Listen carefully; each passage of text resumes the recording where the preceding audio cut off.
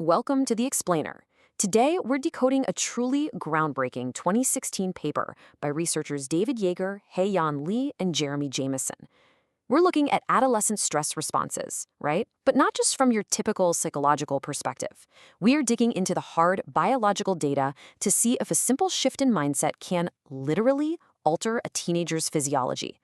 It's totally fascinating stuff, so let's just get right into it. Okay, let's dive into this. We all know high school is, well, incredibly stressful. Between the negative social evaluations, the constant peer judgment, the immense pressure to fit in, maybe you still have nightmares about it. It's completely ubiquitous during adolescence, but we so often just write this off as a stressful rite of passage, like, oh, it builds character. The reality, though, is that these stressors can actually cause serious long-term physiological damage. We're talking about neuroendocrine and autonomic dysregulation that just accumulates into severe mental and physical health problems. So what if we could biologically insulate teens from this toxic stress? Here's our quick roadmap for today. We'll start with the adolescent stress problem, redefine stress itself, and walk through a highly controlled lab test and its biological findings. Then we're going to see the real-world results and finish up with the big takeaway. All right, part 1, the adolescent stress problem and navigating that absolute social minefield. Moving right along to part 2, redefining stress and personality by merging two theoretical frameworks.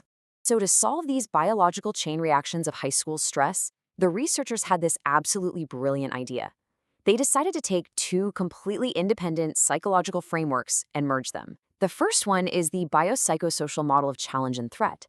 And the absolutely crucial point to understand here is that stress isn't just one big monolithic thing.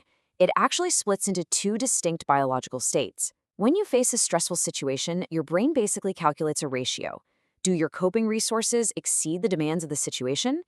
If the answer is yes, you experience a challenge state. This prepares your body for approach-oriented behaviors. Think delivering more oxygen to the brain, creating better cardiac efficiency. But if the demands seem to exceed your resources, you enter a threat state, which actually prepares your body for damage or social defeat. To really ground this concept, let's look at a direct quote right from the paper. When situational demands are seen as exceeding resources, individuals experience threat. A threat state is bad news because it activates the HPA axis.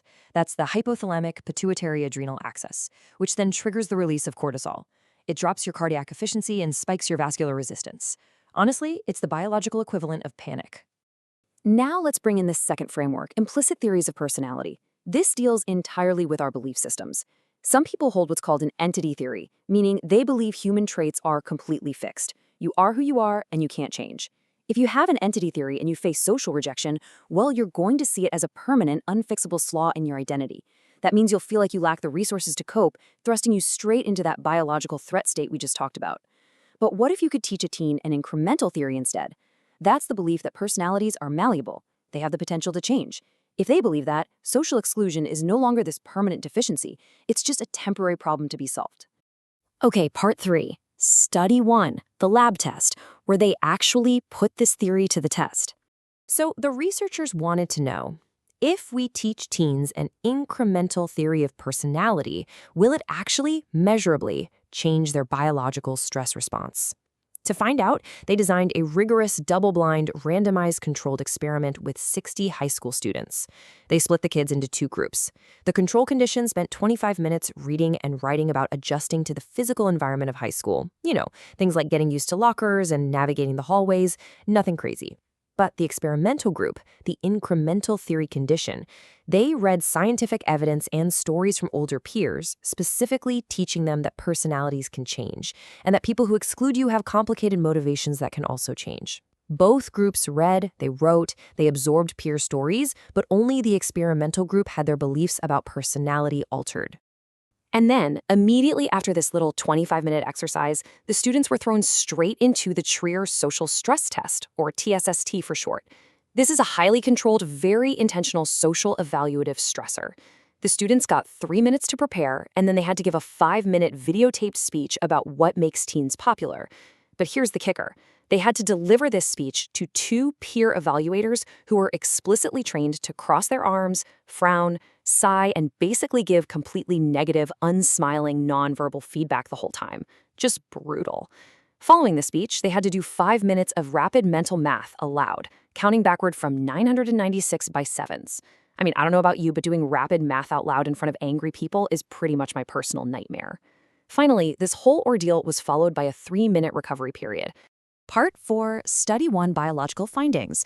Let's see how mindset alters physiology. Now, here is where we move from psychological theory into the hard biological data. How did the bodies of these teenagers actually react to those unsmiling evaluators? Well, the results were astonishing. Check out these effect sizes comparing the incremental theory group to the control group. For context, in psychological research, a Cohen's d of 0.8 is considered a very large effect. So look at these numbers. Threat appraisals, d equals 0.84. Cortisol reactivity, 0.84. Stroke volume, which measures cardiac efficiency, 0.95. And look at total peripheral resistance, that's vascular resistance, coming in with an incredible effect size of 1.02. To achieve a physiological shift of 1.02 from a simple 25-minute reading and writing exercise, I mean, that is absolutely staggering. Let's look directly at the charts from the paper. We've got threat appraisals on one side and cortisol levels on the other. Notice the gray bars and the dotted line. That represents our incremental theory group. In the threat appraisals chart, you can clearly see their levels stayed below 0. This means they viewed that highly stressful speech as a challenge they could handle. Meanwhile, the control group spiked way up into threat territory. Now look at that dotted line for cortisol. The intervention literally completely prevented the cortisol spike that the control group suffered. No spike at all. And this next set of data brilliantly illustrates the cardiovascular responses during that exact same test. In the graph showing total peripheral resistance, the control group, that solid line, experiences intense vascular resistance. Their blood vessels are quite literally constricting. But the dotted line, our intervention group, stays vastly lower. They're experiencing vasodilation, which actually allows oxygenated blood to flow freely. And if you look at the recovery period on the far right, see how the dotted line shoots up much faster?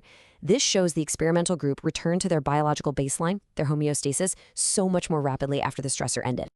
So the lab results are undeniably compelling. But as we all know, highly controlled lab results mean absolutely nothing if they don't survive reality. The researchers knew they needed to take this from the lab into the chaotic, unpredictable, real-world social minefield of an actual 9th grade hallway. Which brings us to part 5, Study 2 Real-World Results, Testing it in the Wild. So the researchers went into actual high schools. They took 205 students and administered the exact same 25-minute reading intervention in their Algebra 1 classes. But this time around, they had students fill out daily diaries of their social stressors, and they literally took real saliva swabs over several days to measure their hormones in real time as they navigated their freshman year. Now, I know this data looks a little complex, but the story it tells is remarkable. Across the bottom, we see the study days, broken down into low-stress and high-stress days. Focus on days 8 and 9 for the hormone charts. For the control group, that solid line again, when they reported having a high-stress day filled with social evaluation, their salivary cortisol and DHES levels just spiked. But look closely at the dotted line for the intervention group. Even on days they reported high social stress, their biological hormones stayed completely flat. The intervention successfully uncoupled their daily social stress from their body's biological panic response. And here is the ultimate payoff. An effect size of D equals 0.279. What does this number actually represent? Well, it's the improvement in the fall core course GPAs for the intervention group compared to the control group. Because these students were biologically insulated from chronic threat states, their cognitive functioning wasn't being continuously impaired by stress hormones. They were able to focus, learn, and simply perform better academically. Biological resilience didn't just keep them calm, it directly led to academic success. I mean, if you're a parent or an educator, this is basically the holy grail. And finally, part 6, the big takeaway and why we need to rethink resilience. We really have to rethink what resilience means. Teaching teens that people have the capacity to change, that personalities are not these fixed, rigid entities, doesn't just make them feel a little better psychologically. It literally biologically insulates them from the toxic, cumulative effects of stress. As the researchers summarize perfectly, when adolescents come to view social difficulties as events that can be overcome, they may appraise them as challenges. By changing the mindset, you literally change the appraisal ratio, pushing the body out of a damaging threat state and right into a healthy, approach-oriented challenge state. Which leaves us with this final, really provocative thought. If a simple 25-minute reading exercise about how personalities can change is enough to fundamentally alter a teenager's cardiovascular and hormonal responses to extreme social stress, what other biological realities are we shaping with our thoughts right now? It truly proves how incredibly powerful the mind-body connection really is. Thanks for joining me for this explainer, and keep exploring.